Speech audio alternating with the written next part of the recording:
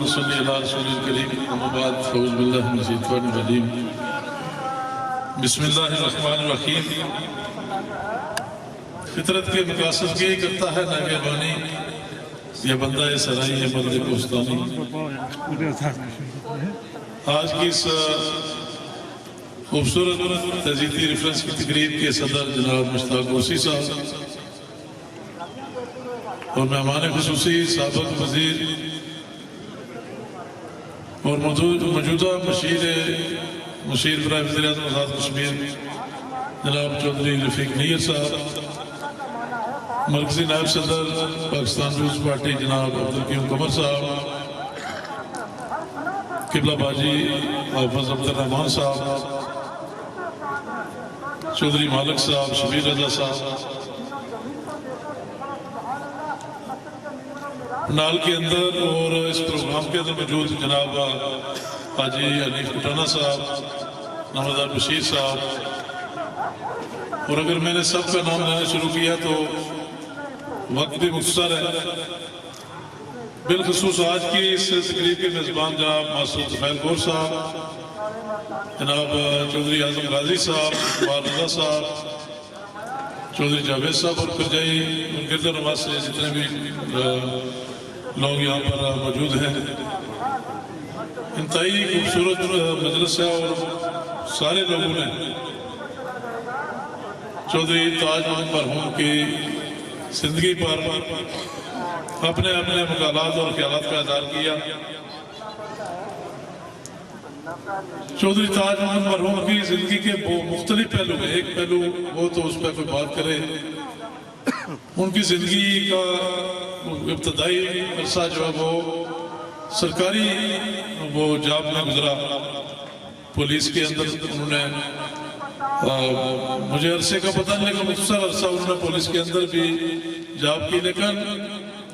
جب انہوں نے یہ محسوس کیا کہ وہ ان کے مزاج کے مطابق یہ بات نہیں ہے تو انہوں نے اس کو ترک کر دیا، اور وہیں سے ان کے اندر کی شخصیت، ان کا مزاج، ان کی جو ان کے اندر کی چیز تھی وہ باہر آئی جب انہوں نے پولیس کی ملازمت کو ترک کر کے اس ملازمت سے اپنے آپ کو الگ کیا۔ تو جو لوگ چودھری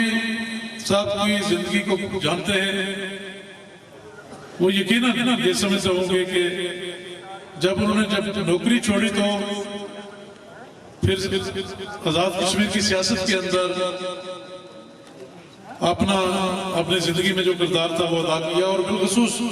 اس سے پہلے بھی ڈوگرا سامراج کے خلاف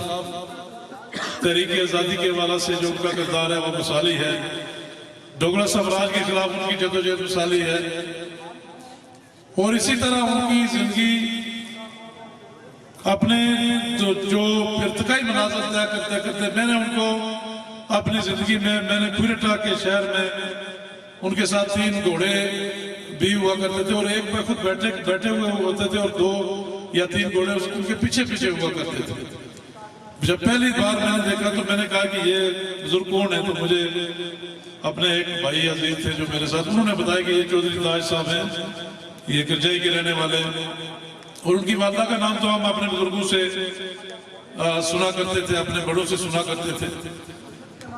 تو میں نے جب دیکھا تو پھر میں خود جو ہے نا، چونکہ اس طرح کا ایک شخص کا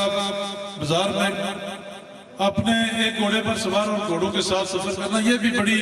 اس پہ بھی جو ہے نا وہ تحقیق اور ریسرچ کی ضرورت ہے، اور میں نے اس وقت سے لے کر اس وقت تک جب تک میں ان سے ان کے گھر میں ملتا اس وقت تک سوچتا رہا، جب میں ان سے ملا،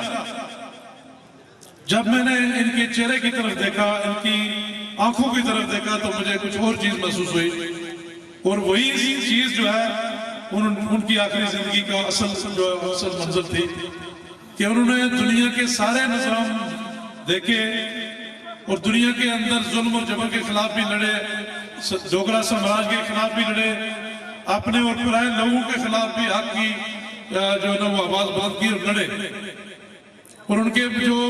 جو بے شمار جو یہاں پر کوئٹہ سے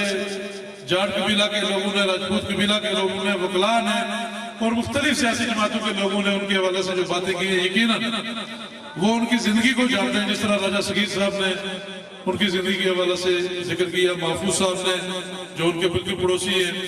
انہوں نے ان کی زندگی کا ذکر کیا، کیوں عمر صاحب یا دیگر لوگوں نے وہ یقیناً ان کی زندگی کو ہر پہلو سے جانتے تھے. ان کی ساری زندگی جو ہے وہ ایک تو ظلم و جبر کے خلاف انہوں نے علم جہاد بلند کیا، ڈوگرا سامراج کے خلاف اپنے وہ جو ہے نا انہوں نے، اور تحریک آزادی کے اندر بھی ان کا رول ہے. اور جس طرح سردار قیوم جو مجاہد اول سردار قیوم صاحب سے لے کر ساری آزاد کشمیر کی سیاسی شخصیات کے ساتھ ان کا جو ہے نا وہ ان کا اٹھنا بیٹھنا چلنا پھرنا، ایک سیاسی جماعت کے اندر بھی ان کا بڑا کردار ہے، لیکن ان کو کسی سیاسی جماعت کے اندر کسی قبیلے کے اندر محدود کرنا بھی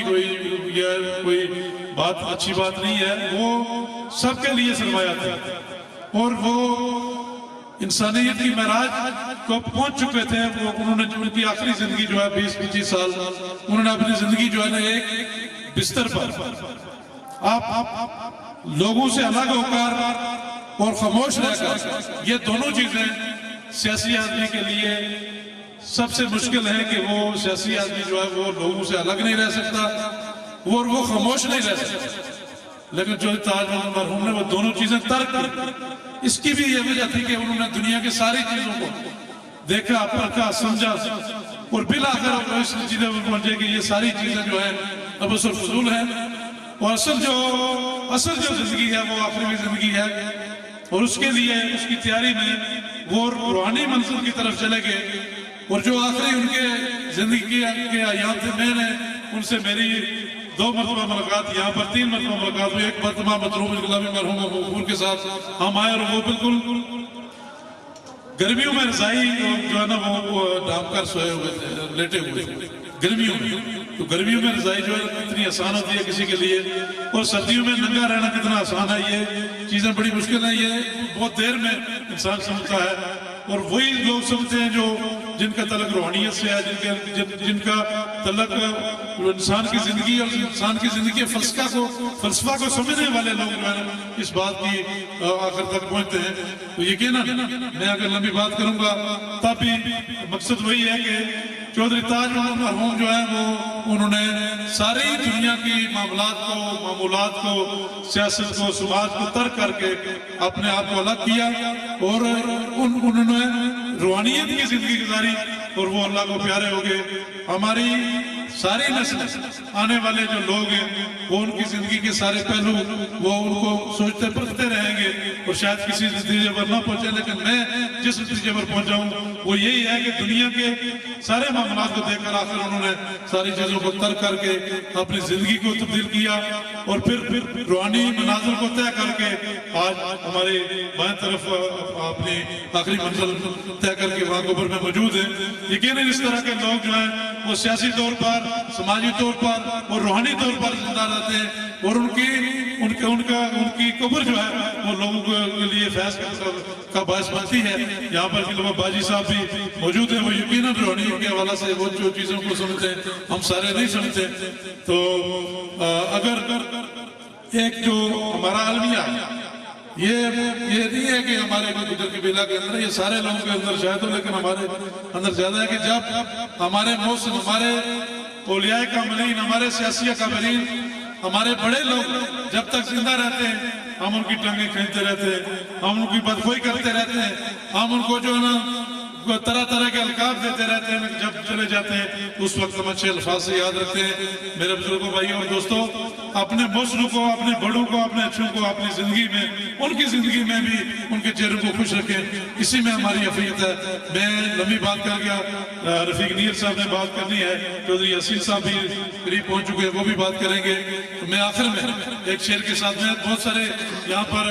جو ہے نا بہت سارے ہمارے بزرگ بیٹھے ہوئے اسٹیج پر ہیں، پنڈال کے اندر ہیں، میں ان کا نام نہیں لے سکا. میں آخر میں ایک شعر کے ساتھ اجازت چاہوں گا کہ باز قوم کی وہ مفتہ خیالی نہ رہی، برکتبی نہ رہی، شعلہ مقالی نہ رہی، رہ گئی رسم ازاں روح بلالی نہ رہی، مسجد مرثیہ خواہ ہیں کہ نمازی نہ رہے، یعنی کہ وہ ساز و صاف اجازی نہ رہے. وآخر دعوانا الحمدللہ.